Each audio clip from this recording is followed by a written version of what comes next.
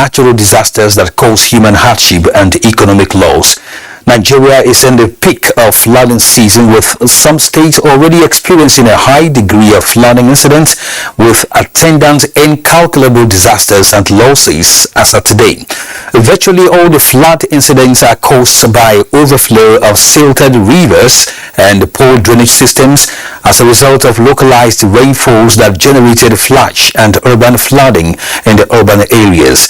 Now, there have been warnings from relevant agencies that some parts of the country may experience flood as a result of water being released from dams within and outside the country. Communities residing at banks of rivers have also been directed to leave to safer places. But how are the affected people responding to the advice? What are the provisions made by the state government, and how are the state governments handling the evacuation processes? That's the focus on Weekend File tonight as we look at averting flood disaster. We do have updates from Census, and our guest is Al Hassan Nuhu, Director, Relief and Rehabilitation, NEMA. I am Kenan Ima Abudike. The news now.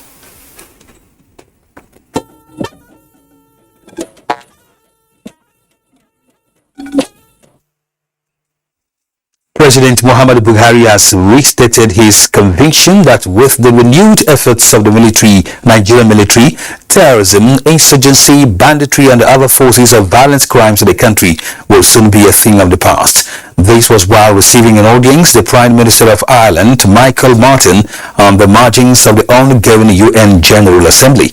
State House correspondent Adamu Sambo reports that the President also granted audience to the Greek Prime Minister.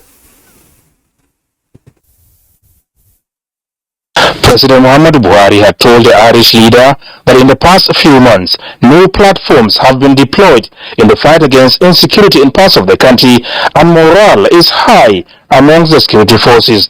Nigeria, he said, is moving steadily towards overcoming its security challenges and will continue to partner friendly nations in this regard. The president assured his guest that Nigeria will remain steadfast in sustaining the relationship with Ireland in critical economic sectors, especially education. Prime Minister Michael Martin had told the Nigerian leader that Ireland is looking for ways to increase the level of relations with the country, even as Nigeria remains Ireland's largest trading partner in Africa. He expressed the hope that his country would move into other areas like the deployment of technology to help Nigeria overcome its challenges in health and security.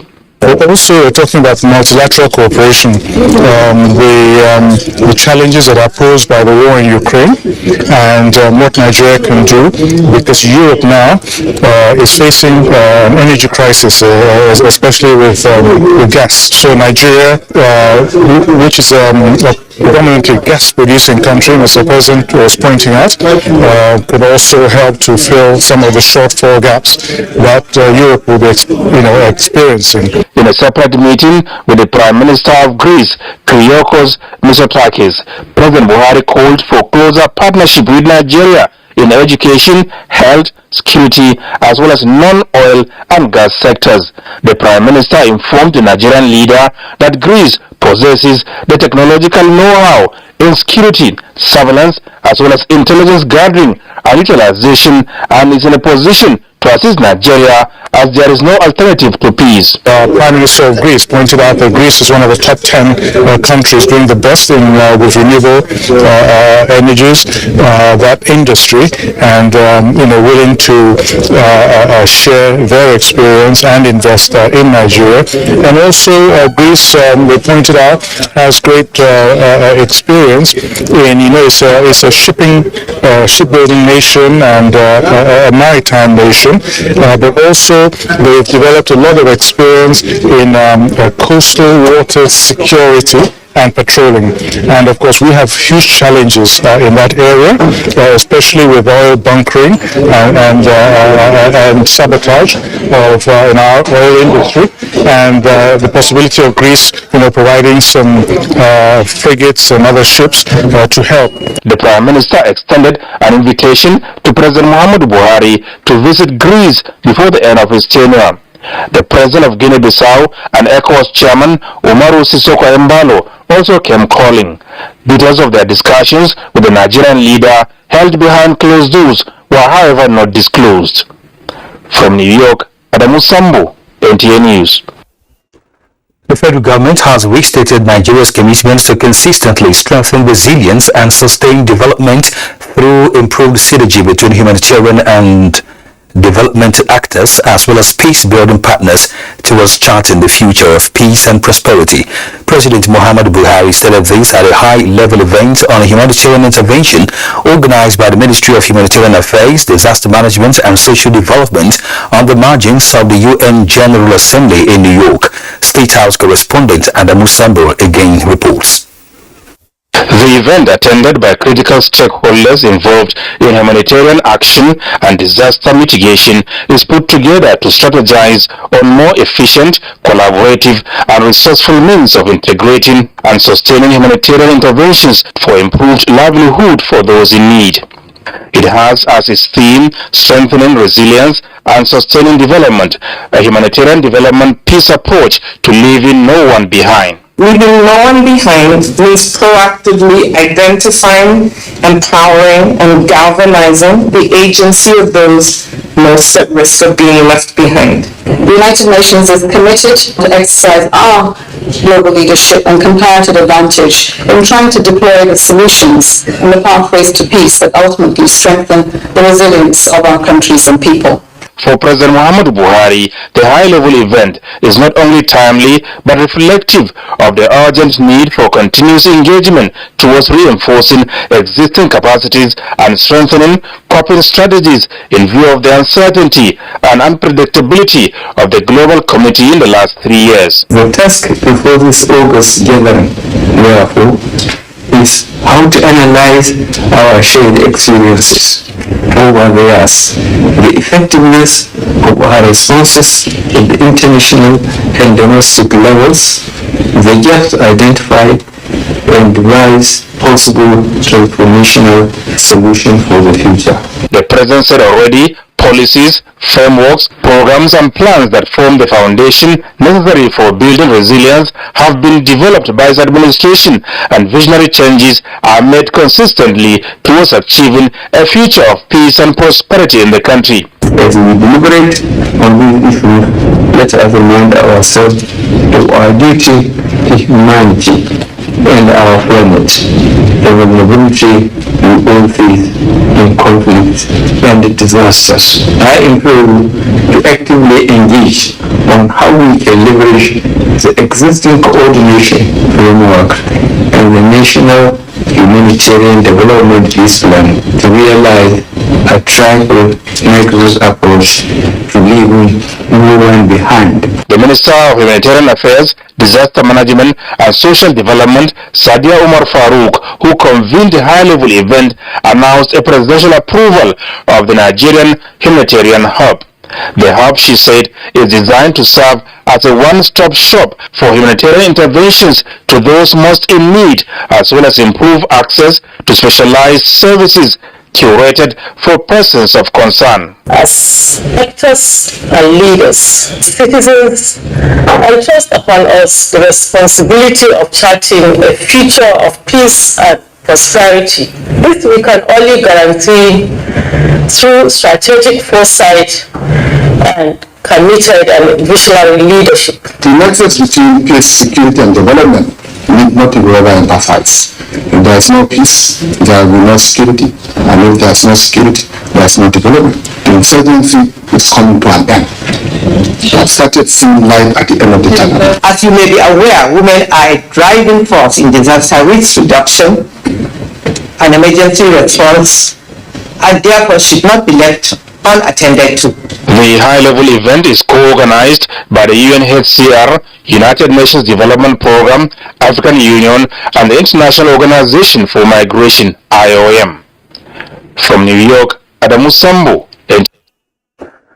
Meanwhile, President Muhammadu Buhari says for countries in Africa to rise to their full potentials and guarantee a better life for their citizens, their leaders must work tirelessly to get rid of corruption as a necessity and not a choice.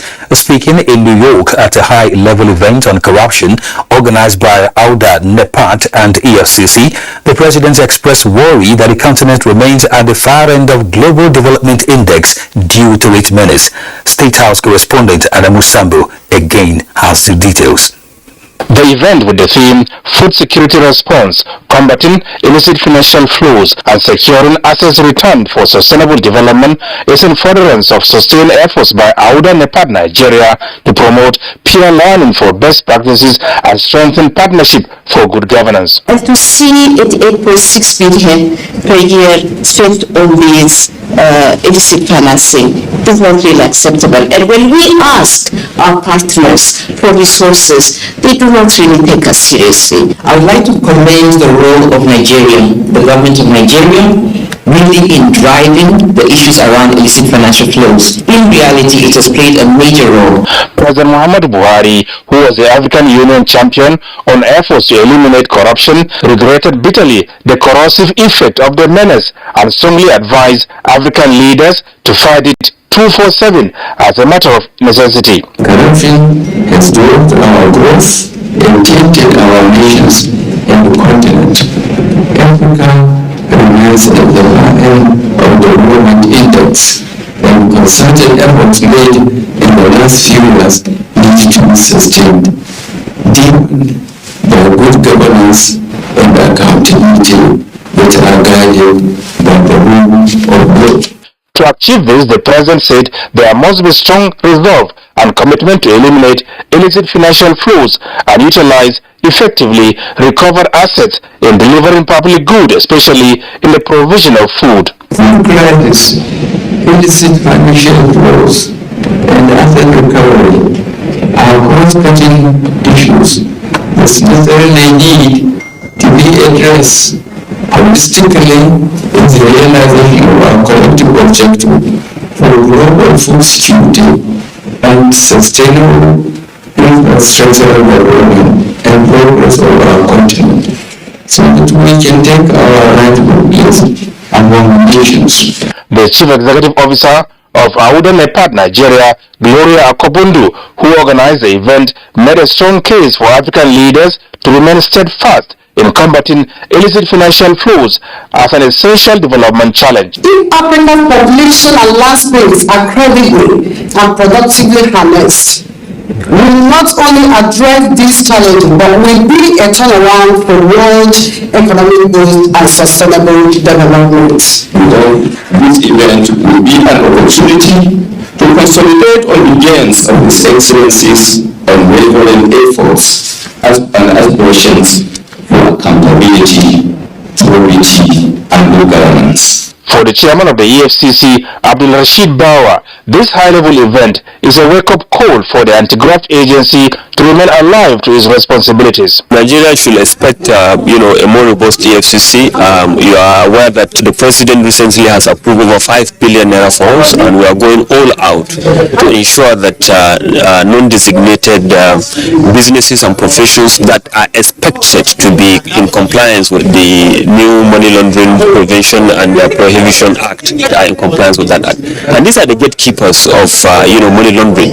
Without them, people that are stealing funds, we believe, will not be stealing the funds. During the event, a critical compendium on the impact of illicit financial flows on Nigeria's socio-economic and political development was presented to President Muhammadu Buhari by his Chief of Staff, Professor Ibrahim Gambari, on behalf of the EFCC and AUDA NEPAD Nigeria. From New York, Adamu Sambo, NTA News. The Nigeria Integrated National Financing Framework on Sustainable Development has been formally launched by President Muhammadu Buhari. It is aimed at mobilizing much-needed sustainable financing plan for Nigeria to deliver on her commitment to the SDGs and other national development aspirations. The strategic high-level event took place in New York on the margins of the UN General Assembly. It is with some pride that I present to you the Nigeria Integrated National Financing Framework Report 2022. The Integrated National Financing Framework Report is a tool towards improving SDG financing without increasing public debt and contingent liabilities to levels that are detrimental to Nigeria's economic sustainability. This event presents another opportunity for stakeholders to discuss the mileage covered so far and the next steps of action by the Buhari administration in its commitment towards bringing the SDGs to a point where no one is left behind. This financing strategy is supported by a clear roadmap and monitoring framework with the necessary transparency and accountability to make public spending more effective for the benefit of the people. As we speak, Mr. President, we have coordinated about 18 state governments to integrate the sustainable development goals in their policy program and budget. We believe that before the end of administration, we're going to cover the 6 states and FCT, so that all of us will work in tandem with the aspiration of sustainable development goals. President Muhammadu Buhari said since joining his colleagues at the 70th session of the UN General Assembly to adopt the 2030 Agenda for Sustainable Development, Nigeria set for herself a purposeful goal of seeing an economically sustainable, socially inclusive, and environmentally resilient future. For Nigeria and indeed Africa as a whole, achieving the SDGs will mean ending poverty and hunger, safeguarding our ecosystem and the planet, and ensuring our people live in peace and prosperity by their 2030. Despite the challenges posed by the sharp drop in the prices of crude oil and the coronavirus pandemic, Nigeria has remained resolute in our genuine desire to maintain and grow our economy. With this new financing strategy, Nigeria hopes to not only promote the strategic alignment of financial policies with sustainable development, but also promote the enabling conditions for domestic and international public and private financial sectors to best respond to the nation's national needs. It is pertinent to state that achieving inclusive, broad-based and sustainable development is a cardinal objective of our administration. I urge all Nigerians, the international community, and our development partners to recognize the importance of this integrated approach to financing development as you continue to count on your leadership in its immediate implementation. There were goodwill messages from the United Nations, the European Union, and the UNDP. I'm glad to see my own country, its leadership, Nigeria, leading the way not only in Africa, but also at the global level. The United Nations proudly stands with Nigerians to support them as they tap into these opportunities and take the next steps in the country's amazing journey.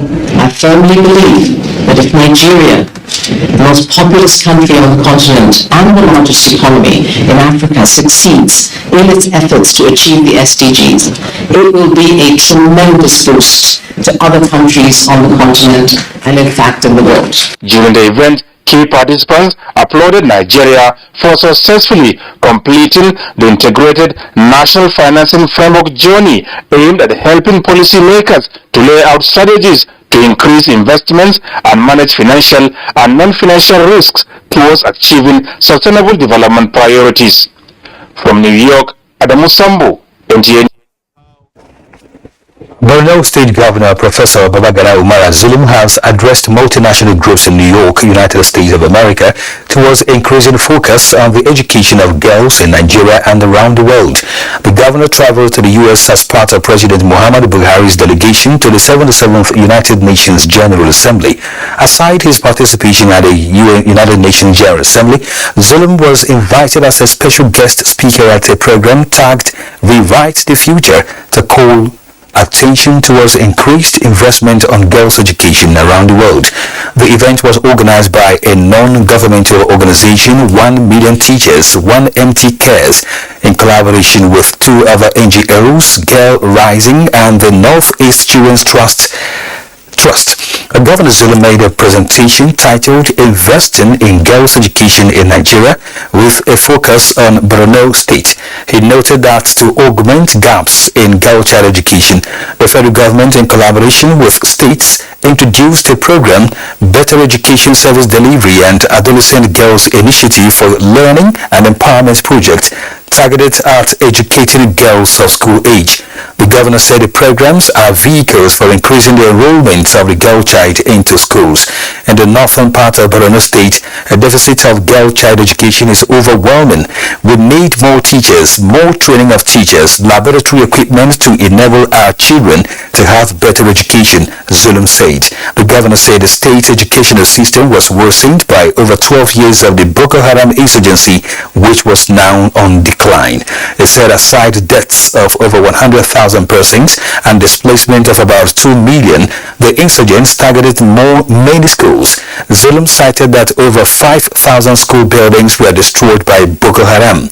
He said out of 1,357 primary schools across Borno State, 512 primary schools, dozens of secondary schools and some tertiary institutions were destroyed.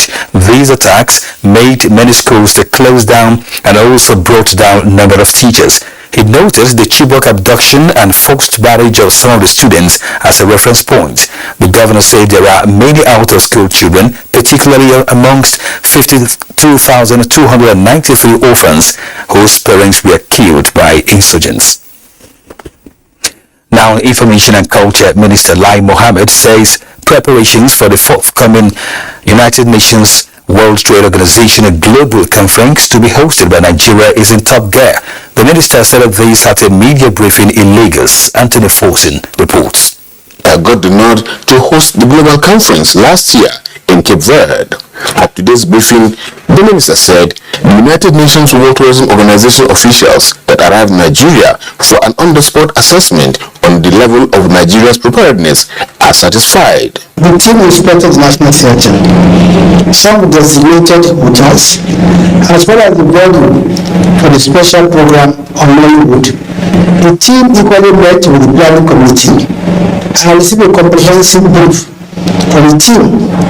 And I'm pleased to inform you that the team is very satisfied with the level of Nigeria preparedness to host the global conference. Having enumerated the gains for Nigeria, he assured that Nigeria is safe for participants and visitors. I want to say without any question that the current challenges in Nigeria is very exaggerated. And that's why we took the opportunity just 2 weeks ago by the joint press conference, myself, the Minister of Defense, the Minister of Interior, Sub Police Affairs, to let the world know that lots of challenges, but we're on top of those challenges.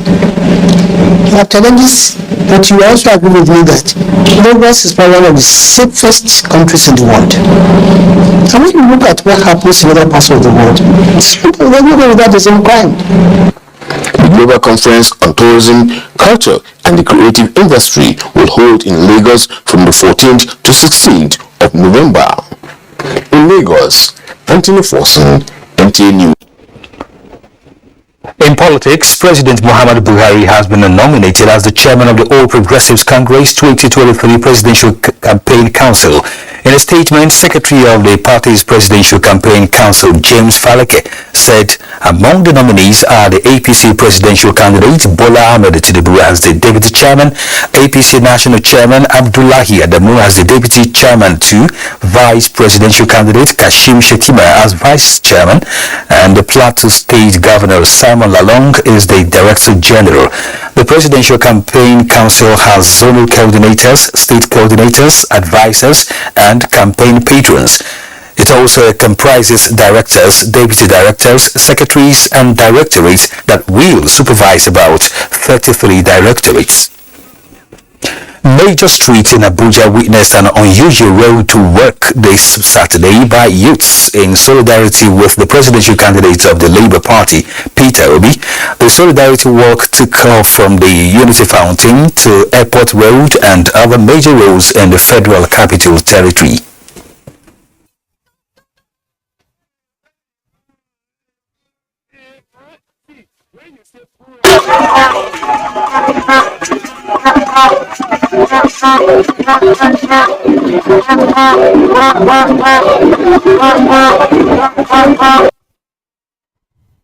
The youth said they are taking the opportunity to exercise and give Nigerians an idea of what to expect ahead of campaigns, which is scheduled to begin on the 28th of September.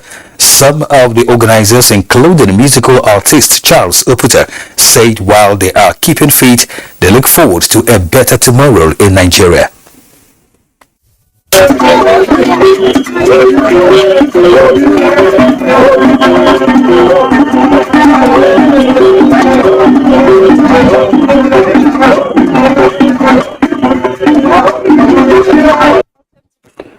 INEC had set September 28 for the commencement of campaign for presidential and National Assembly elections, while that of governorship and state houses of assembly will commence on October 12, 2022.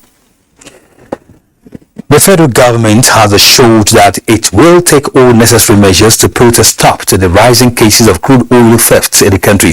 Information and Culture Minister Lai Mohammed stated this at a media briefing shortly after embarking on an aerial surveillance of Trans-Forcados pipelines in Rivers State. Anthony Forsen reports. The Information and Culture Minister was on an aerial surveillance of Trans-Forcados oil pipeline in Rivers State, where he saw firsthand the level of damage oil bunkers have caused the area. Apart from the environmental damage, there were illegal refineries, vehicles, illegal crude oil mining activities, and equipment being used. In this exclusive video footage, the oil thieves can be seen in action.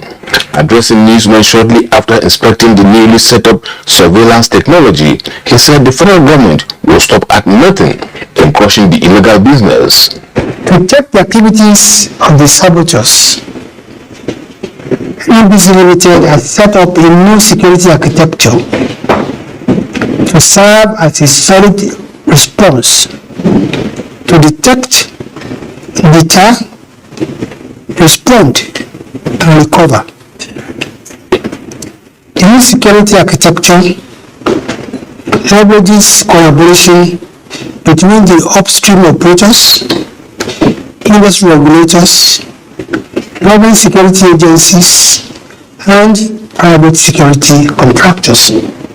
He said the continued campaign by government security agencies have arrested 210 suspects and the confiscation of 20.2 million liters of AGO, 461.8 thousand liters of PMS, 843.6 thousand liters of VPK, and 383.5 thousand barrels of crude oil.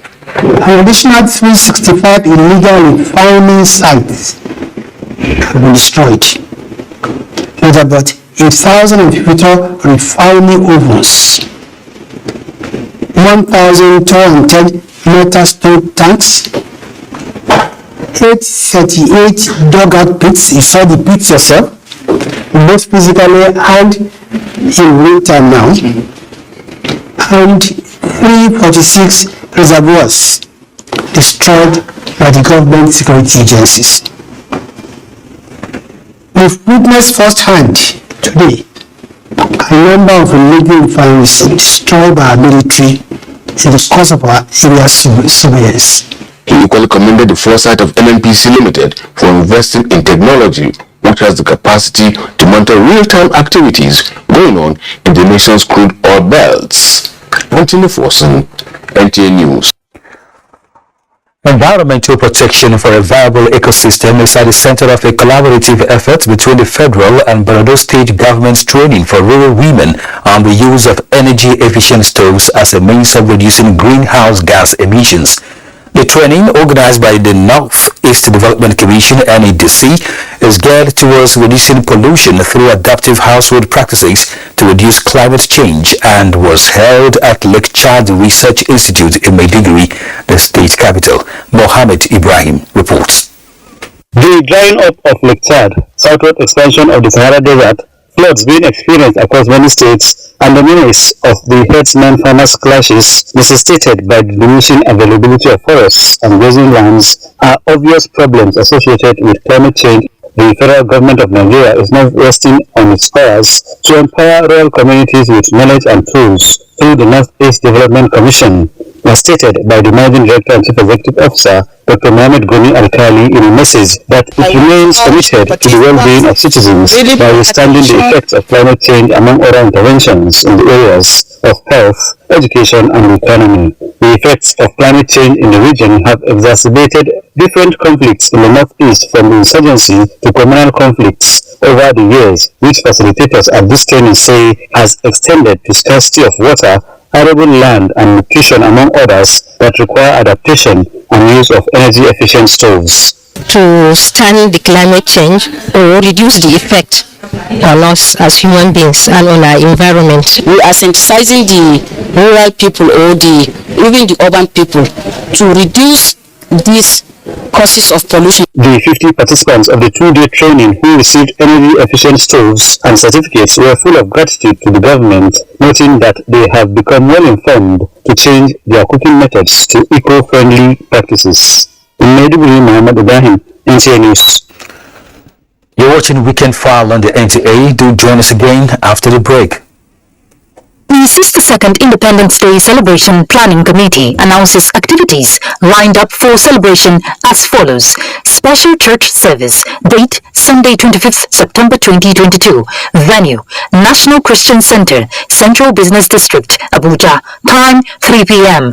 Public lecture in commemoration of Nigeria's 62nd Independence Anniversary. Date Thursday 29th September 2022. Venue State House Conference Hall, Abuja. Time 10 a.m. Special Jumu'at prayers. Date Friday 30th September 2022. Venue National Mosque, Central Business District, Abuja. Time 1 p.m. Presidential broadcast. Date Saturday 1st October 2022. Time 7 a.m. Military parade. Date Saturday 1st October 2022. Venue Eagle Square, Central Business District, Abuja. Time 10 a.m. Announcer Planning Committee. They pay you, they pay us, they pay everybody. Yes, but bloodshed, scatter, come out, a no go suffer. This one they talk, and make them go if they won't go. This one they talk, we go come out, we go. This one say, make we scatter, make we burn, make we do everything. When you scatter finish, where you go? Okay, you go take private jet, carry your family go. But make I ask you, what about your uncle, mama, auntie, brother, sister? What about them? Remember, who throw stone for market? You don't know whether the stone go touch your own person. If the thing will go come out from your mouth, you no go fit gather us together as one people. Shut up with please. War no get friend. You don't know language, you don't know anything. So if our brigade too much, make we sit down at the table of dialogue. Nigeria na my own, Nigeria na your own, Nigeria na our own. Make we come together, keep them together.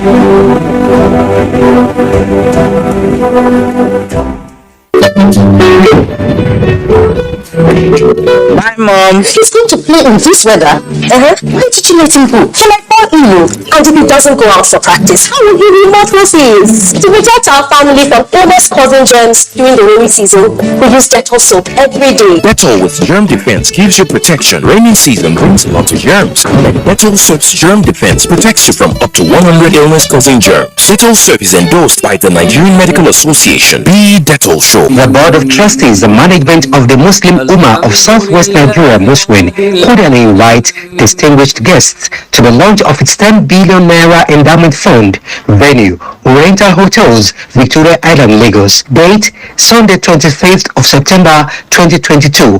Time 10 a.m. prompt. Chairman of the occasion is Alhaji Sulaiman Adegua, Chairman, White Foods Limited. Royal Father of the Day, His Royal Majesty Oba Sikiru Kayode Adetono Ogbagba II, the Awujale of Ijebuland. Special guest of honor, Alhaji Tajuddin Fola Adeola, chairman and founder, Faith Foundation. Spiritual father of the day, Sheikh Hafiz Abu, the Baba Adili of Lagos. Chief host, His Eminence Alhaji Dr. Saad Abubakar, the Sultan of Sokoto and President General, Nigerian Supreme Council for Islamic Affairs.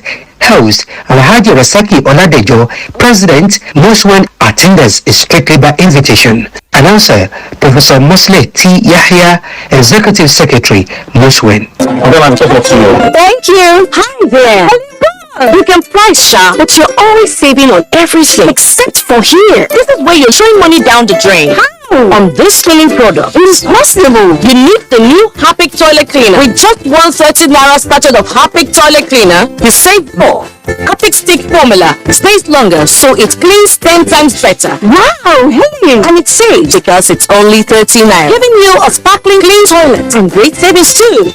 The Senate Committee on Ecology and Climate Change cordially invite the President of the Federal Republic of Nigeria, General Muhammadu Buhari, GCFR, the Senate President Dr. Ahmed Lawal, TON, the Minister of Environment, Mohammed H. Abdullahi, heads of agencies of oil company partners, media and other relevant stakeholders to its National Green Summit. Theme, Collective Action for Gas Emission Reduction and Climate Change Mitigation in Nigeria. Date, Tuesday 27 to Wednesday 28 September 2022. Time, 10 a.m. prompt. Venue, Hotel Presidential, Port Harcourt, River State. Chief host, Governor Nyesom Wike, TON, Executive Governor of River State. Host, Distinguished Senator Dr. Lawali Hassan Amka, Chairman, Senate Committee on Ecology and Climate Change. This summit is strictly on invitation. Jane Ifeoma Okafor, PhD, Clerk, Senate Committee on Ecology and Climate Change, announcer.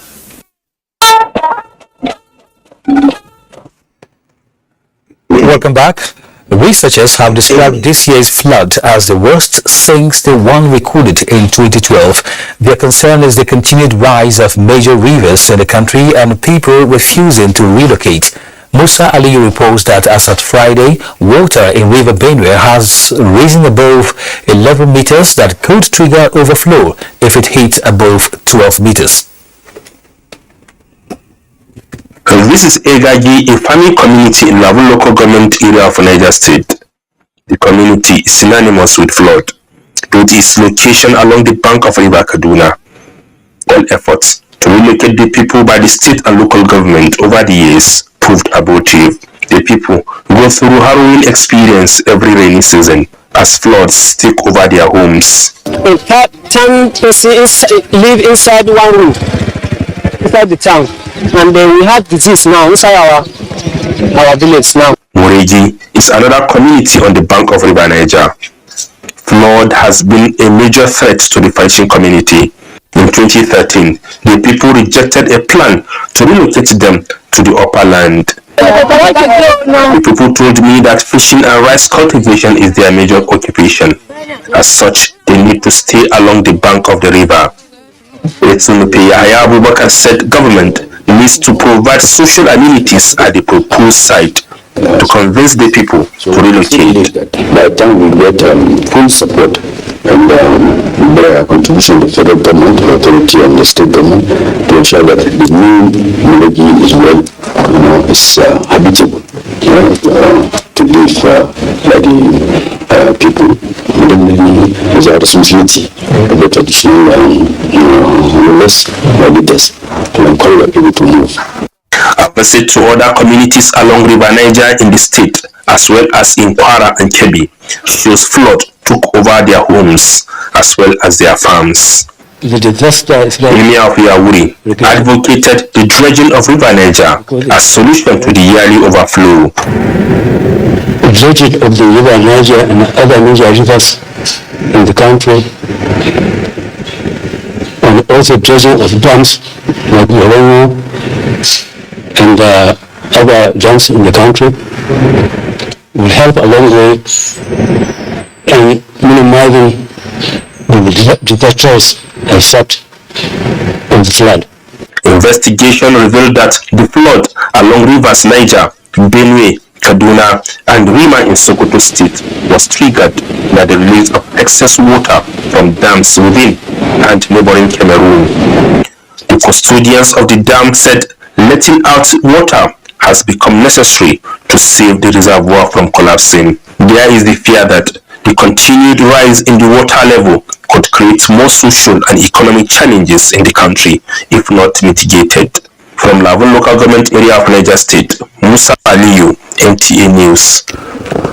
And joining us in the studio is Al Hassan Nuhu, Director, Relief and Rehabilitation, NEMA. You're welcome to Weekend File. Thank you very much. The flood continues to wreak havoc in most areas of our country, and relocation and evacuation appear to be the watchword now. So what is the situation has been monitored by NEMA? Well, as it has been said repeatedly by the Climate Services Agency, that this water is coming, and it has come. And to complicate the already rising water level within the local frontiers, water is being released from neighboring Lagbo Dam in Cameroon. What we told the people at the frontline states is first and foremost is to evacuate to safety. We have 15 zonal, territorial and operational offices across the country. We engage the state governments to be able to move as a matter of priority people to safety. Evacuation all over the world is largely a local prerogative. The prerogative to evacuate is a local issue. But the information coming from the national level. So what we do is to support the states to do that. And we are doing that in all the states. There are, of course, challenges telling people to leave. There are pull factors. There are factors that pull them to remain, even though the dangers are apparent that you need to leave. In some of the states, like in Adamawa, there are hostels built after 2012 flood. There are hostels in 24 hard-hit states in the country. Some of these hostels are not at the epicenter of the flood. So you have problem like in Adamawa, the IDP hostel is in Gray area, while the flooding is at the normal side. So there is wide gap. So we are still going through what we don't want to do. You find primary schools being converted to IDP resettlement centers. In some areas, the hostels built are being put to use. But in most of the states, you find that even in Kebbi State, the center is up the area of the flood. So you find difficulty taking people from that side to the area. Like in along the Sokoto Kebbi border, there is a bridge in Tambol that has been washed away. That community, since 2012, they have identified a higher ground for them to move, and they refuse. It's only this year that they have seen the flood has taken over the whole community. So they are forced to move. They have the hostels you're referring to are built by the Presidential Committee on Flood Relief and Rehabilitation. You remember in 2012 we had a very devastating flood that affected about 26 states of the Federation. And that caused about more than 2.6 trillion in economic damages. And we are witnessing something similar to 2012 now. So those, after when the Presidential Committee came on board, yes, they built 2 hostels in each of the 24 hard-hit states. And the idea really is when flood come, you evacuate people to those hostels, at least to give them temporary shelter. When the flood recede, they can go back to their locations. Okay, let's talk some more immediately after the break. Do stay with us on Weekend File. Every day, life presents hopes, dreams, and challenges. Challenges that can become successes with a little help. Because a little help can empower you to go from despair to celebration. A little help can keep you going until the race is won.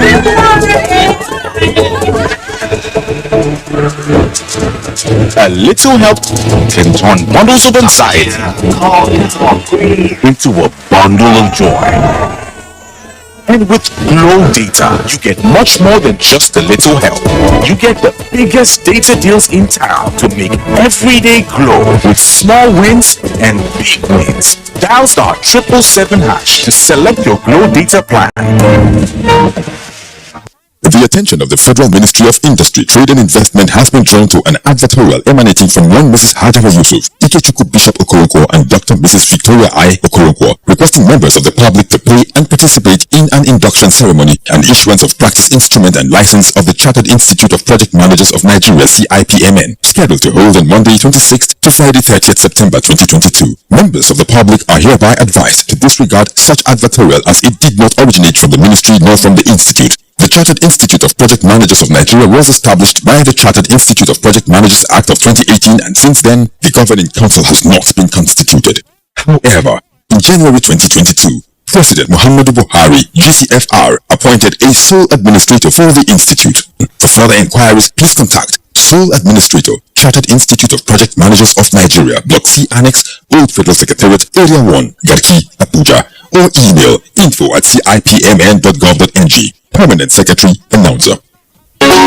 If you want to become something, become a child again. Why be patient? If you must worry, then worry about winning. Why worry about germs? When you come home, bring tales and stories. Why bring in germs?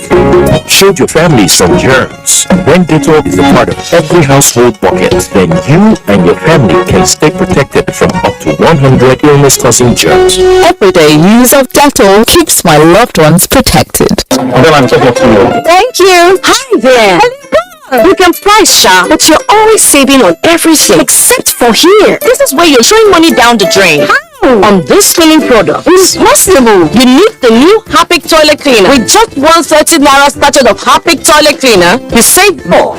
Harpic stick formula stays longer, so it cleans 10 times better. Wow, hey! And it's safe because it's only 13 naira, giving you a sparkling clean toilet and great savings too.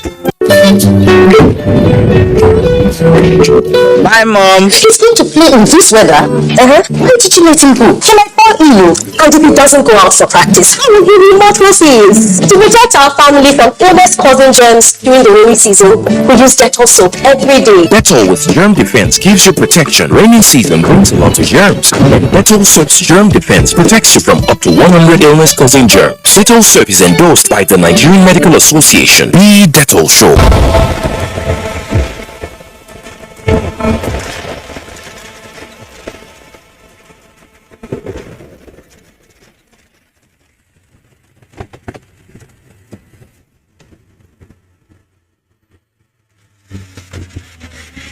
Introducing the Nigerian Marketing Awards. Celebrating marketing excellence in Nigeria on Friday, 11th November 2022 at the Eko Convention Center. Visit our website at www.mma-ng.com for more information. Entry closes September 30, 2022.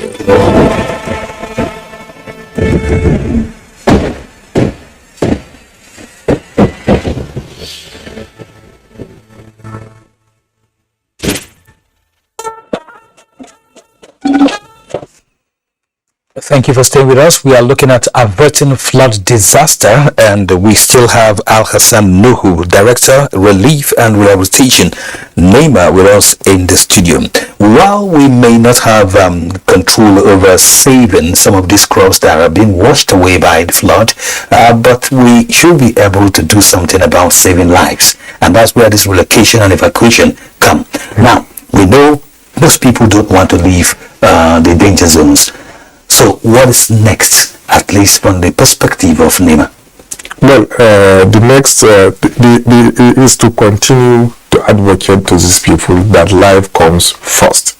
I'm happy I saw the SONFA appealing to the people. You continue to advocate to them. Enforcing evacuations is always problematic. It's chaotic, it's problematic, it's the last resort.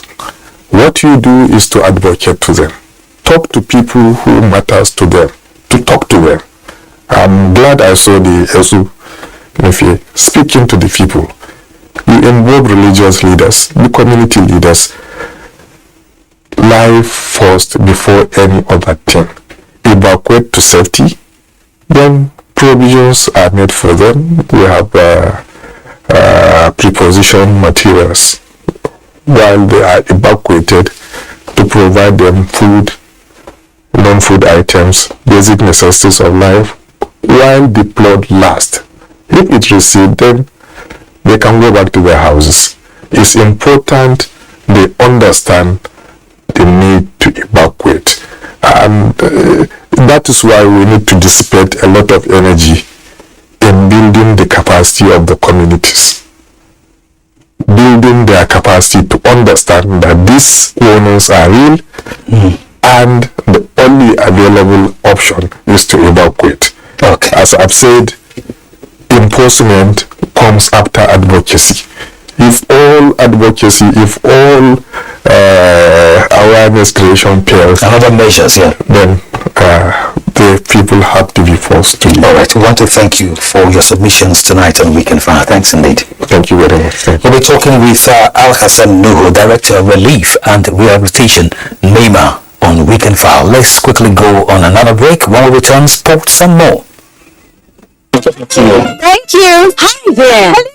You can price shop, but you're always saving on everything except for here. This is where you're throwing money down the drain. On this cleaning product. It's possible. You need the new Harpic toilet cleaner. With just 130 naira sachet of Harpic toilet cleaner, you save more. Harpic stick formula stays longer, so it cleans 10 times better. Wow, hey! And it's safe because it's only 30 naira, giving you a sparkling clean toilet and great savings too.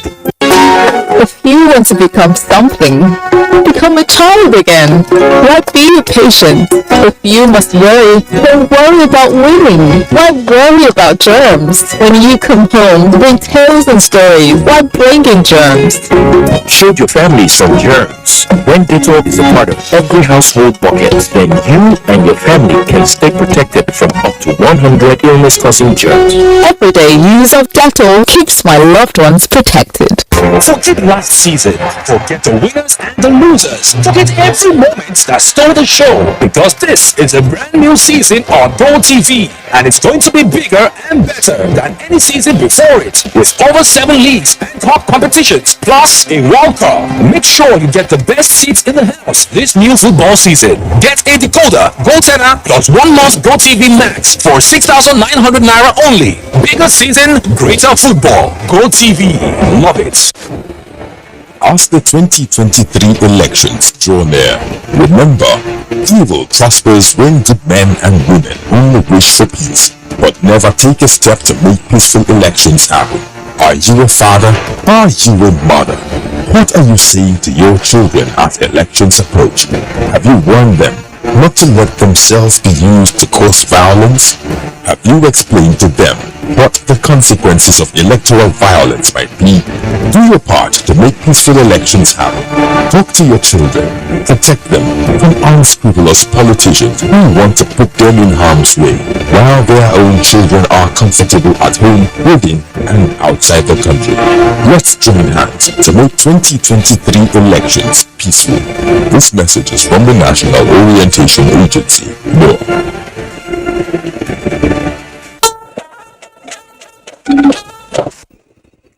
Sports update is next. Super Eagles of Nigeria drew 2-2 with the Desert Foxes of Algeria Team B in an international friendly on Friday. Alex Iwobi's superb form for club Everton pays a dividend with a goal coming from him for the Eagles. Cyril Desires was also on target as the Eagles pulls a draw. As part of activities to celebrate Nigeria at 62, the head of the Civil Service of the Federation, joined by other executives of departments, ministries and agencies, engaged in aerobics and light exercises at the Moshood Abiola National Stadium, Abuja, to demonstrate the essence of physical fitness to a healthy workforce.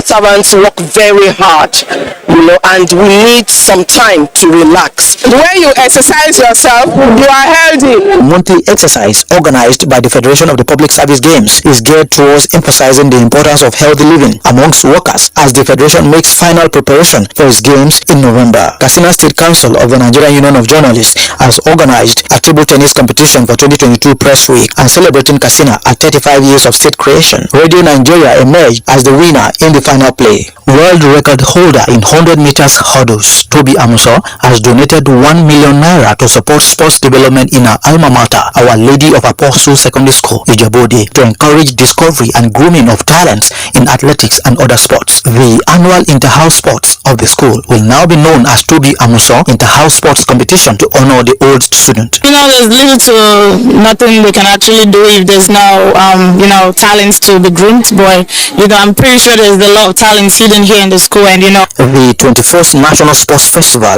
earlier scheduled to open on November 2nd to 15th in Delta State, has been postponed. The postponement is due to the fact that there are still ongoing works in various facilities that will host events. However, the tournament will now hold from the 28th of November till 10th of December 2022 with sports update and Ojadiku, NTA News. That concludes Weekend File tonight on the NTA. Thanks indeed for watching, and do remember to support NTA in the fight against rape and rapists. I am Kenan Ima Abonike. Good night.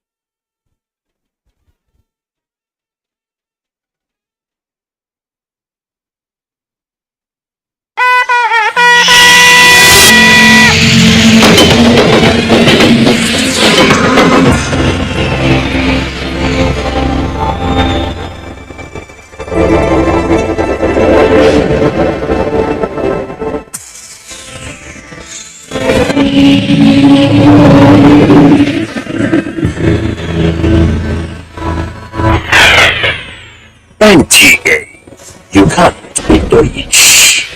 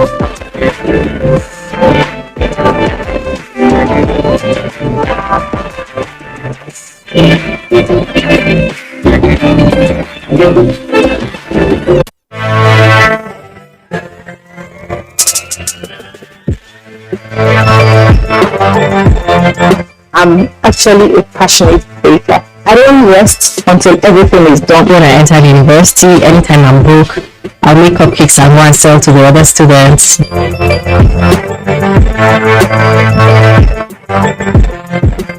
Decorating cake is it's an artistic thing, and art is dynamic. Join us on Bakers Road every Thursday on the network service of the NTA. Bakers Road, celebrating creativity. Don't miss it.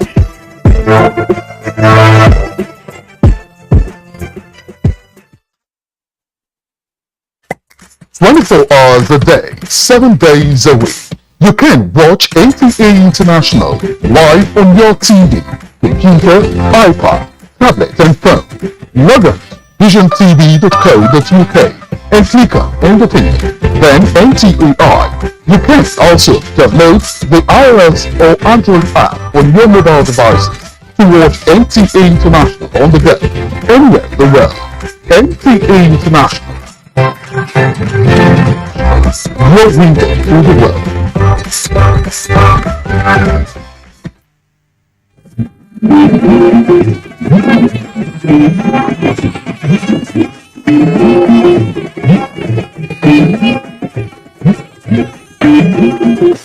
This is the network service of the NTA. The 62nd Independence Day Celebration Planning Committee announces activities lined up for celebration as follows. Special church service. Date Sunday 25th September 2022. Venue National Christian Center, Central Business District, Abuja. Time 3 p.m. Public lecture in commemoration of Nigeria's 62nd Independence Anniversary. Date Thursday 29th September 2022. Venue State House Conference Hall, Abuja. Time 10 a.m. Special Jumat prayers. Date Friday 30th September 2022. Venue National Mosque, Central Business District, Abuja. Time 1 p.m. Presidential broadcast. Date Saturday 1st October 2022. Time 7 a.m. Military parade. Date Saturday 1st October 2022. Venue Eagle Square, Central Business District, Abuja. Time 10 a.m. Announcer Planning Committee.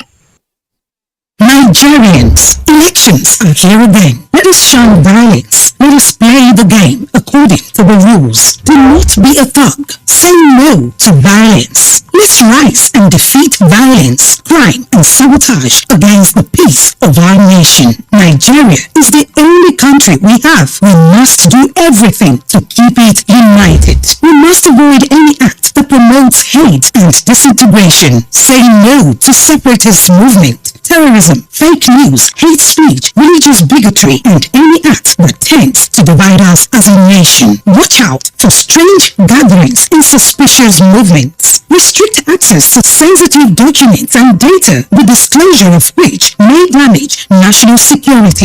Educate your staff and family, particularly on measures to safeguard information and report security breaches. Apply relevant legal security guidelines to protect yourself and your neighbors. Due to misinformation and wrong choices, some idle persons resort to vices in their greed to get rich quick. They resort to kidnapping, killings for rituals, and other heinous crimes. Avoid wrong use of the social media. Before you broadcast that false message, think twice. Ask whether it will promote peace or violence. For safety at home, still be security conscious. Educate your household in safety tips. Report all suspicious movements and persons to the security agencies nearest to you. Be a good citizen. Be patriotic.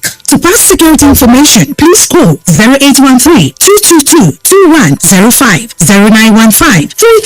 0915-339-1309, 0908-837-3514, or send a mail to dsspr@dss.gov.ng. This message is from the Department of State Services, DSS. The security situation in Nigeria has been reasonably stable in spite of activities of unpatriotic elements engaged in various criminal activities around the country. Daily situation reports coming in from states. 2 months ago,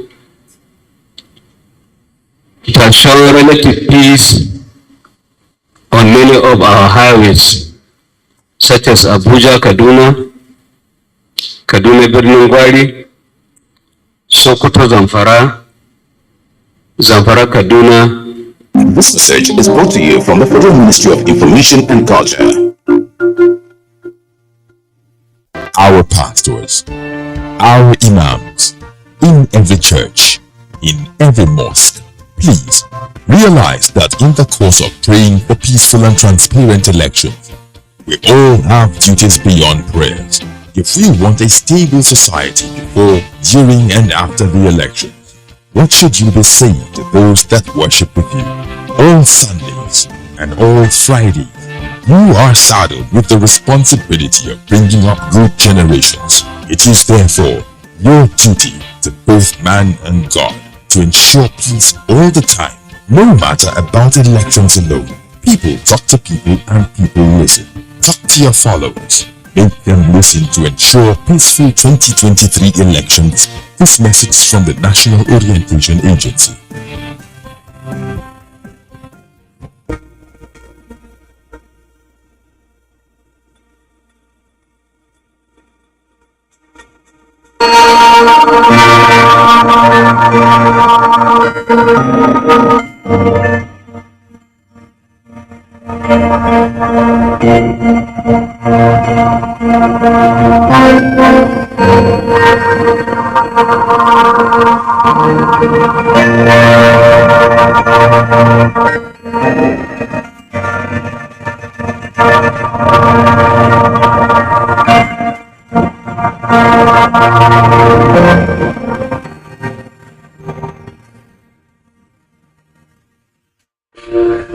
Good evening. It's time for that weekly informative and educational update from the Federal Roads Maintenance Agency, where we show you the great strides the agency is making in carrying out its mandate of monitoring and maintaining federal roads. It's Eye on the Road. Welcome.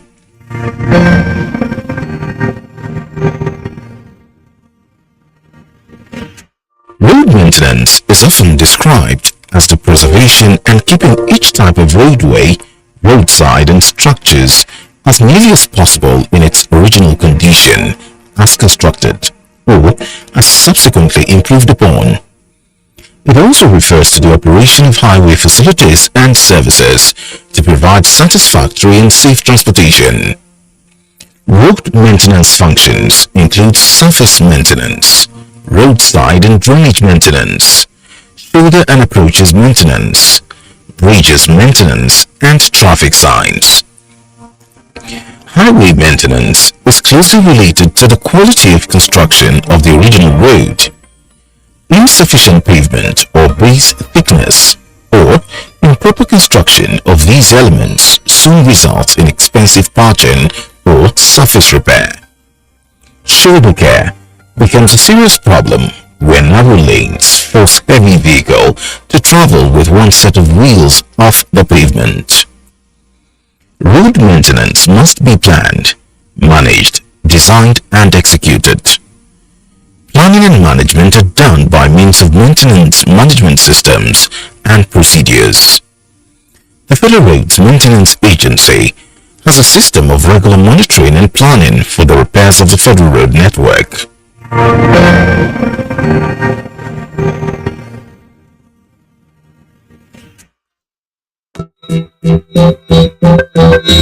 Bad habits on our roads. Don't park trailers on the road.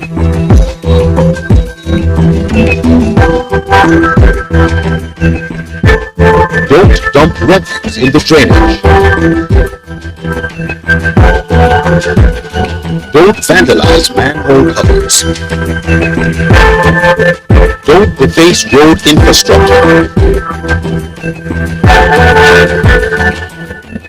Don't expose piers by excavating sand from under a bridge. Don't cut across the road. Trauma is moving Nigeria on good roads. Anambra State has 14 federal roads, which constitute about 682 kilometers of roads in the state. Managing Director and CEO of the Federal Roads Maintenance Agency said that the agency pays particular attention to roads in the east of the country in general and Anambra State in particular, because of the peculiarities of the state. Engineer Afindadi was speaking during a courtesy call paid on human management of the agency by the executive governor of the state. East zone generally is a zone of a little bit more than just passing interest for FEMA. Every year we have an end of year program which is coordinated by the Ministry of Works. Basically what we do is to look at the ember month, sometimes we call it. The Ministry of Works calls FEMA and calls Federal Road Safety Corps and calls their own department, and we begin to identify which and where are the roads that are in danger, which are the roads that need to be attended to quickly. And the reason, it's not only the east zone that has roads that need taken care of, but everyone in the road sector realizes the largest amount of traffic at the end of the year is from the north to the east and from the west to the east. So east is the focus of the heaviest traffic at the end of the year. So we focus more than half of our attention on the east. Simply because we want to get as much as possible a hitch-free end of year period, and as much as possible ease the movement of people from the east, from all the way from Kano down to the east and all the way from Lagos down to the east. Second reason we engage frequently with the east is what you mentioned, the erosion control measures. You know, that is a phenomenon that, if everything has escalated in the past few years, we have done studies to show that the climate change is affecting the way and the nature and the sizes of erosion damages we have across the country, but especially in the east. Professor Charles Soludo, Governor of Anambra State, said he was in FEMA to commend the agency for work done and to solicit for a productive partnership between FEMA and the State Road Agency. Anyway, it's really a great region. The toxical and like I said, to put verses to the net, and second, to commend FEMA for the great job that you are doing. Commend you. Part of what we have come, and I will say, besides toxical and commending you, is to try to have conversations around fruitful or productive partnership with FEMA. You know, the kind of partnership that will help us to deliver and ease off the suffering of the people. Managing Director CEO welcomed the idea, saying the agency will be pleased to work with the State Road Agency. I'm glad that you have had occasions to lobby governors to create road maintenance agencies. I think more than half of the states have road maintenance agencies. Why we think road maintenance agencies in the state is good, it gives us the anchor, the point person, the point entity to work with the government in the state. So you don't have to give your billions to FEMA to do the work, but you give it to your own agency under your supervision. And what we do is to synergize our programs and schedules, and I think it's an excellent way of getting it done. And I like the idea of your agency being the first responders, because our offices are out there. They have an office in Anambra, they have a zonal office, and they know the problems of federal roads in that zone, and they can say to you that this is exactly where you need to put your foot in while we are mobilizing from the headquarters. Pleased with the presentation of a detailed breakdown of the status of federal roads and work done in the state. Of particular concern to the governor was the Nnewi Ekulobia Umunze Road. But this is Ekulobia Umunze. Indeed, the outer Ekulobia Nnewi Ekulobia Umunze at their intersection is where we're actually sending a letter requesting for the Federal Ministry of Works to do a flyover there, or if they can't, to give us permission to do so. Because because we get our people stuck there for 5-6 hours, especially during the festive season. So it's too much of suffering for the people. Recent work done by the agency includes Onisha Aguleri Omo Adani Road, Nkwo Ifitejunu Umunya Road, Sikan Oroko Road, general maintenance and rehabilitation of roads in Ibariam and Nsube, as well as repairs of mini spur from Onisha Omo Expressway.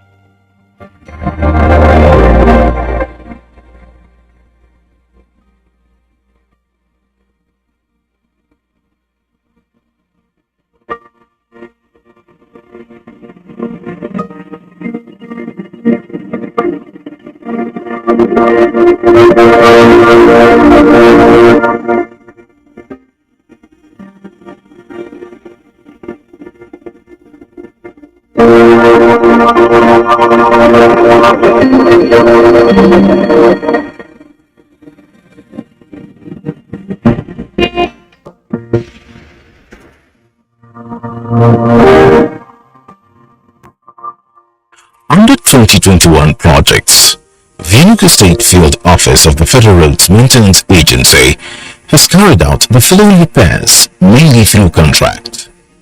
Special intervention repairs of internal link roads in the University of Nigeria Faculty of Engineering, Nsukka campus. Special maintenance repairs of road and reinstatement of washout along Enugu-Agu Port Harcourt Old Road. Repairs of Enugu-Abakaliki Ebonyi State Border Road, and repairs of Nsukka Odolu Kogi State Border Road. The University of Nigeria was the first full-fledged indigenous and autonomous university in Nigeria.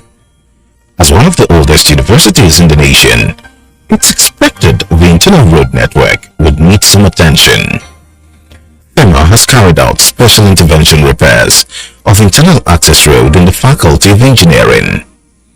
Work done on this project includes site clearance, scarification of field section of carriageway, excavation for and provision of concrete line drains, provision of lateritic sub-base, wet crushed stone base, prime coat and asphaltic concrete on carriageway and shoulders. Asphaltic concrete course to compact thickness of 30 mm on car pack was also done. Earlier work done in the campus was along Bank Road and Library Road. Abandoned road full of potholes and the water ponds on the road. But here this afternoon, it's like it's wearing a new look. I've seen it all. I said that we welcome FEMA and appreciate what they've done for the University of Nigeria, and as Oliver we are that because the zonal director has assured me that within the 2020 intervention that they will increase their presence, and that is what I'm praying for. That this one has made significant input into our facilities, municipal facilities, and we welcome further intervention. As a matter of fact, we usually come to this bank, and it wasn't a comfortable road to fly on. I praise them very much because they're able to do something physical, something everyone can appreciate by making these roads rideable, very smooth indeed. Scope of work along Nsukka Odolu Kogi State Border Road included site clearance, excavation for and provision of concrete line drain, provision of concrete grade 20 in apron, headwall, access slabs, provision of laterite sub-base, wet crushed stone base, prime coat and asphaltic concrete on carriageway, provision of base course and of first coat surface dressing on shoulders was also done. Special maintenance repairs of road and reinstatement of washouts at various sections of the Enugu-Agbo-Port Harcourt Old Road was also done in Enugu State. Work done covered site clearance and vegetation control, scarification of field section of carriageway and shoulders, cutting and patching of potholes, desilting of carriageway, shoulders and concrete line drain, excavation for and provision of concrete retaining wall and line drains, channelization of river, provision of reinforcement in retaining walls, provision of concrete grade 20 with wire mesh to reclaim the road embankment, provision of curbs and chutes, provision of sub-base, wet crushed stone base, prime coat and asphaltic concrete in scarified sections of carriageway. Earlier work done along this route covered major maintenance and repairs of the old Enugu-Agbo Road. The scope of work done by contract included construction of 3 sail box culverts and the repairs of field carriageway and shoulders. FEMA come and they start doing the bridge. Now, we saw FEMA working, we saw their work. They want to connect the 2 roads so that the road can be movable. They want to do the bridge. We are very happy.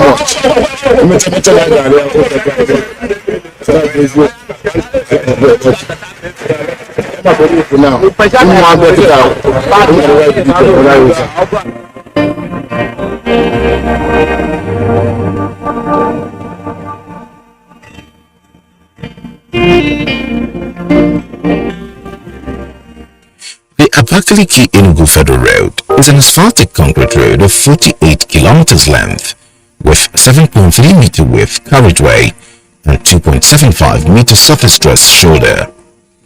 It is a Trans-Sahara road cutting across Enugu, Ebonyi and Cross River State to the Cameroon border. The communities along the road corridor are predominantly farmers, dredgers and fishermen. Heavy-duty trucks carrying overloads of river sharp sand from Enugu State, petroleum products, rice, chicken and other farm products across southeast and south-south regions are a regular feature. Work done along this route included provision of lateritic filling, sub-base and stone base on shoulders, desilting of carriageway and shoulders, provision of curbs, provision of stone base and prime coat on shoulders, and provision of asphaltic overlay on weak carriageway. Work has just begun on the Amangu-Obuafia-Atavu Bridge, following a deep soil investigation which revealed there was need for a pile foundation for the bridge.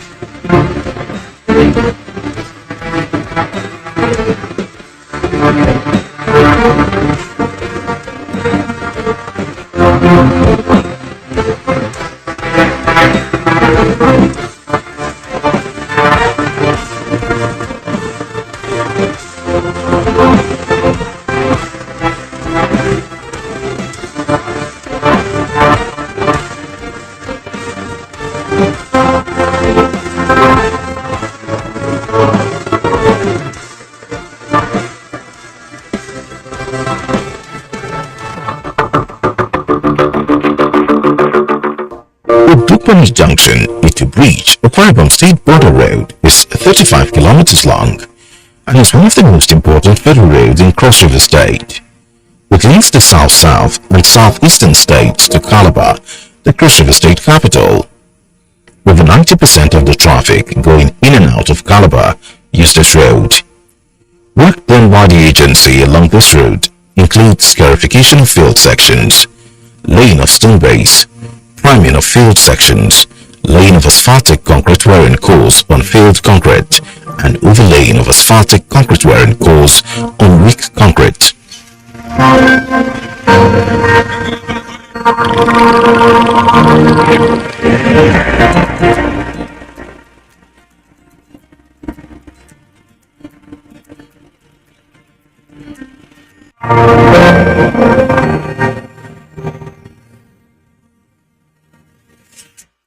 The Sokoto State Border Road is a federal road connecting three states, Zamfara, Sokoto, and Kebbi.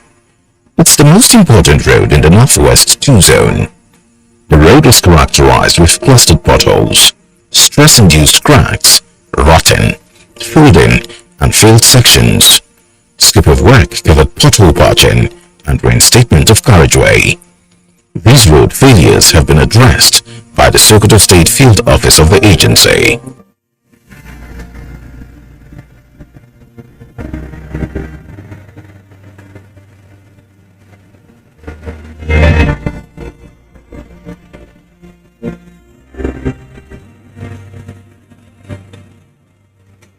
Sai alhamdulillah yanzu mun ji daɗi wannan aikin da aka fara kwarai kuma muka ji daɗi saboda da inda yadda mota za ta so sai ta sauka ga titi saboda kauce marame sai ta buge wanda ma a ƙasa to kuma yanzu Allah alhamdulillah Allah ya sa ga wannan aiki ayi muna gaskiya a duka alama muna farin ciki da Allah gwada muna an gyara mana titin ga da mahagadu ya daddage ya caccabe kuma ga alama mutane gaskiya sun nuna farin cikin su tana gane da aikin gada aka yi mutane suna yaba gaskiya Allah ka bada ikon gabatar da aikin amin sun amin wannan hanya ya dan samu matsala inda aka fito saboda titi ya kama titi kaga wannan aikin da aka fito yana da kyau gaskiya zai taimaka mutane masu abin hawa don ga yanda aka fito gaskiya wurin akwai ramu kawai tayoyin sukan samu matsala na motoci da masu amma da aka samu aka yi wannan gyara gaskiya da muka ga aikin lafiya kuma ana aikin lafiya daidai.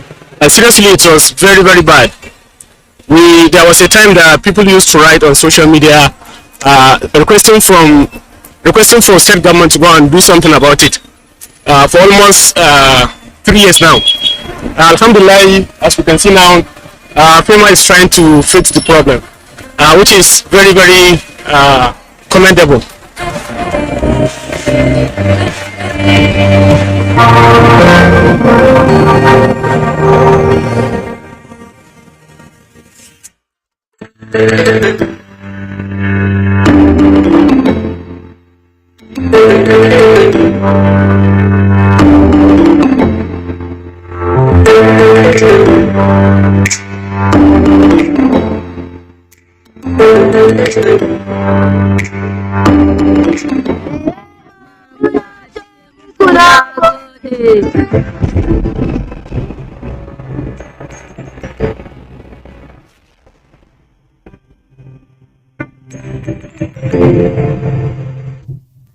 And that's how we end this edition of the program.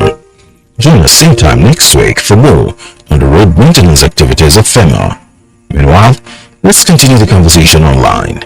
On Twitter at federalsngr, Facebook fema.gov.ng. You can also log on to our website www.fema.gov.ng for more information, or send us an email at info@fema.gov.ng. Alternatively, you can call our telephone number 0813-403-9857 or reach us on WhatsApp through 0818-199-4447. We look forward to hearing from you. Bye. Road infrastructure is the key to any country's meaningful socio-economic development. No wonder the huge public investment in them, especially on road development to boost trade, accelerating industrial growth and promoting interpersonal communication. Despite the huge investment, members of the public are not helping matters as they abuse the use of such infrastructure through indiscriminate cutting of roads, dumping of scrap and refuse on the highway, street trading, overloading, unauthorized parking, and defacing of road furniture. It is the responsibility of Nigerians to manage and protect our infrastructure. Stop this unwholesome act on our roads. Government property is our property. Preserve them for posterity. This message is from the Federal Road Maintenance Agency, FEMA.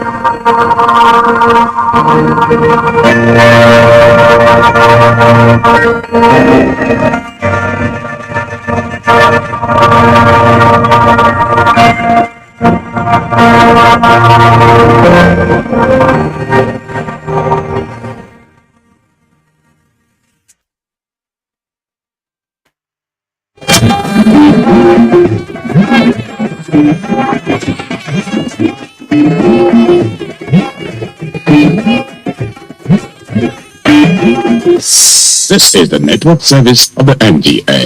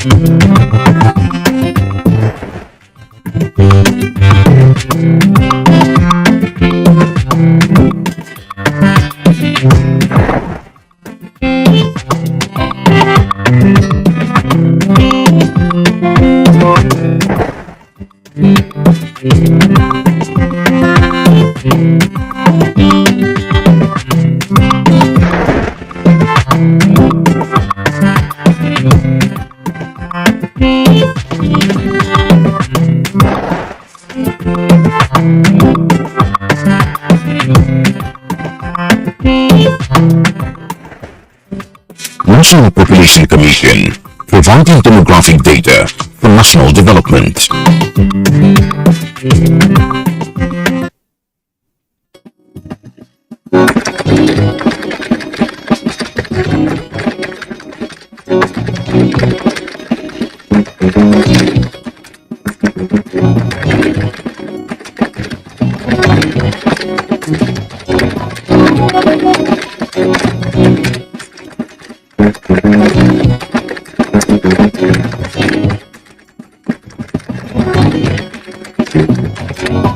The census will lead on to re-demarcation of constituencies, which we have run away from since 2006. Yes. Again, I don't know how long we will run away from it for. And we keep deceiving ourselves and lying to ourselves and running away from the truth. We must face the truth and deal with it. I believe that in a country like this, if we really want to build a united country, there are times when we have to face reality and say this is the real position and handle it and live with it. Census Track is brought to you by the National Population Commission, the Nigerian government agency that provides demographic data for national development.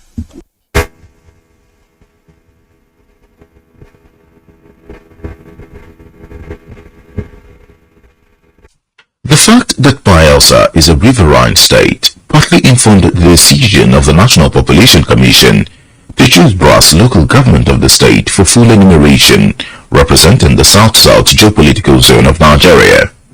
In an exercise of this nature, seeking the consent and cooperation of traditional rulers and members of the community is key to ensure acceptability of the field functionaries. Federal Commissioner representing Bayelsa State, Gloria Izonfo, rationalized the need for a trial census and clarified gray areas raised at this meeting in Brass. Areas visited included Tuon Brass, Ewama Brass, Okwama Brass, and Iselema. For the residents, knowing their number has both political and economic implications, hence their resolution to ensure success of the trial census. And we agreed the Constitutional Committee to oversee the exercise as a whole. And in all, we've not had any serious challenge. And the only challenge we had is this our fishermen going to river on as early as 5 o'clock or 4 o'clock to come back late, where they will not be met at home. That's one challenge we have, and some of our workers that are in the terminal right now, that they will come back late 5 o'clock, that you will not see them. These are major challenges we had. If not of that, there are no serious challenges. What the exercise meant to me, in my own view, it has a lot of advantage for me personally. For example, in issue of security, if our number is known, the correct number of the human being, the population that exists here, it will enable the government to be able to plan, know exactly what to do when on the issue of security. So oftentimes when the number is not known, the security becomes problem. The number you send in, the police, the joint task force, so they were aware where there's a thicker population, they know how we have to send quite a number of persons to control the security there. Enumerators and their supervisors said they tried their best in the quest to bequeath to Nigerians a credible, reliable, and acceptable 2023 population and housing census with their performance during the dress rehearsal. Bayelsa State Federal Commissioner, State Director and Coordinator speak. The people of Brass local government have been very cooperative. We've gone around all the wards in the not all particularly, but we've made sure we've touched sample wards in all the 3 constituencies, and we've discussed with our people, and they are willing, they've been supportive. We've had some communities where they have census committees on ground. We've had communities where they've had people that are chiefs, working with us. We've had communities where they've come out 100% to support the process. They've been kind to us. They've offered us accommodation in some communities that have given us their people to go around with. So generally, we've been getting the cooperation of people. But of course, you will not expect 100% from everybody. There are a few people who may not actually understand the system or understand the process of what we're doing, and they've been taught, they've been encouraged, they've been trained to handle such cases, because everybody must be enumerated. We know that this time everybody counts. Our slogan for 2023 census is "You count, be counted." So we make sure we try and appeal to people. That's why you see us meeting with chiefs, with women. We keep appealing that they should help us also carry the message home to their people, that they should come out and be part of this process. We own this process. It's not a foreign thing. It is what will help develop our communities generally. So we continue talking to them, and I think their cooperation is increasing day by day. We've not had any major challenges, but one or two will always say, "No, I don't understand," or go. Some also ask for financial favors, pay me before I go talk or anything. But we're not paid. We don't have that capacity to pay people. So we try to explain this is a civic responsibility, and we should own this process as a people, not just as people of Brass local government, as a state. All Bayelsans should be prepared to own this process, because we have said in our slogan that you count as a human being in this state. So we should all make sure that we perform our civic responsibilities to be counted.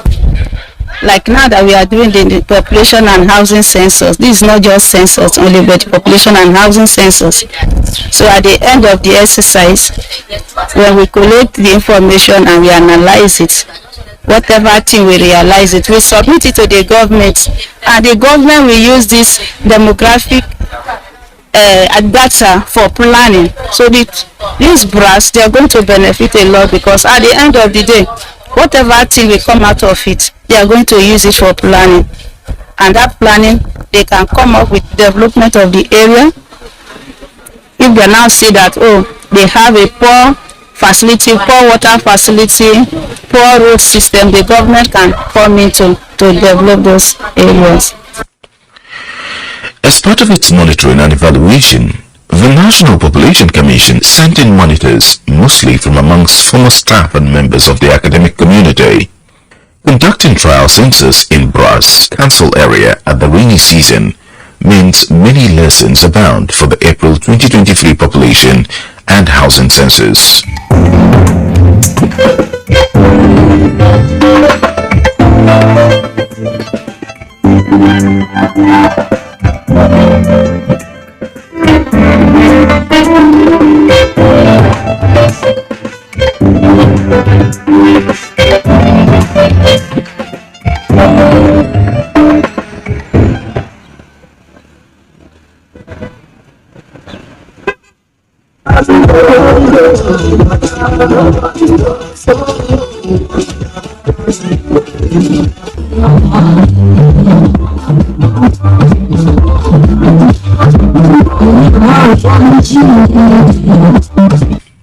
This is Karu Local Government Headquarters in Nasarawa State, and the field functionaries of the National Population Commission are celebrating the successful conduct of the trial census, which covered the whole of Karu Local Government.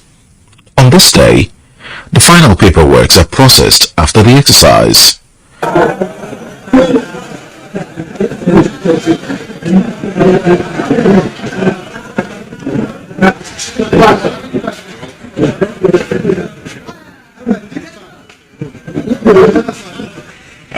Karu is the epic center of the entire activity with over 4,000 EAs.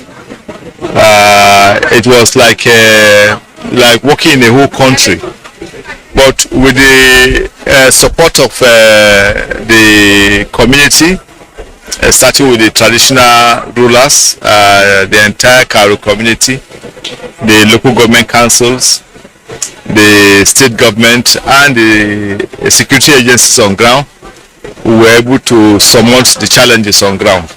Over a month was spent moving around in Karu with ad hoc staff, over 5,000 ad hoc staff. It's not easy to manage that number, but we have a very committed and dedicated team on ground, and with the support of the commission, the entire leadership of the commission. So here we are with a very good story to tell, and that shows that Nasarawa State and the National Population Commission is fully ready for the exercise come 2023. Publicity is an ongoing thing. We have been doing it from day one, and we won't stop with the end of the trial census. It's going to be a continuous activities. Every man working in the commission is a salesman of the commission. So we've been able to market the entire activities from day one till date. The morale of our ad hoc staff is quite high. We've not had any major challenges or security threats throughout the exercise. And so I think we are good to go, given the morale of our ad hoc staff and the warm reception we got from the community. Well, to the best of my knowledge, the Public Affairs Department of the Commission in Nasarawa State tried their best. They did a market rally within the local governments. The trial census actually took place in Karu and not any other place. They did a market rally that I'm aware of, and apart from that, the Honorable Federal Commissioner did meet with the traditional rulers on 2 different occasions, And at Intabas, the chairman of the commission was also in Karu local government to intensify the publicity aspect. At the different times that the chairman came, they met the issue of Karu, and the agreement at that level was that the issue of Karu will pass the information down to other traditional rulers around the local government. Elizabeth Anamba conducted the enumeration at Navy Estate in Karushi, while Udo Joseph supervised in Ngunduma, with both narrating their experience to population timeline. We actually encountered a lot of things, like, let me say, for instance, the publicity was not enough because a lot of people refused to give information because they claim they are not aware of what happened and all that. Because in fact, the estate we went to, that's Navy Estate in Kashi, they are not aware, they did not allow us to enter. We have to pass through a lot of process before they allow us to enter inside. Then after then, the owner of the houses, they refuse to give us information because they are not aware. The estate did not inform them. All this, so we have to pass through a lot of stress to convince them to do the work. But thank God, at last they gave us the information we deserve. We give glory to God. We are done with the program. Everything is successful. So actually, the trial census the outcome is very, very good because most of the youth that participate, they go down to the level to do the work they will ask them to do, and they went out to meet the community. Every person in their community, they respond to us too, because most of them, they are aware of the information of the trial census. The only challenge is this language barrier. In some area, I'm speaking English, I'm speaking my local dialects, I'm speaking Yoruba. While this area, there are 3 people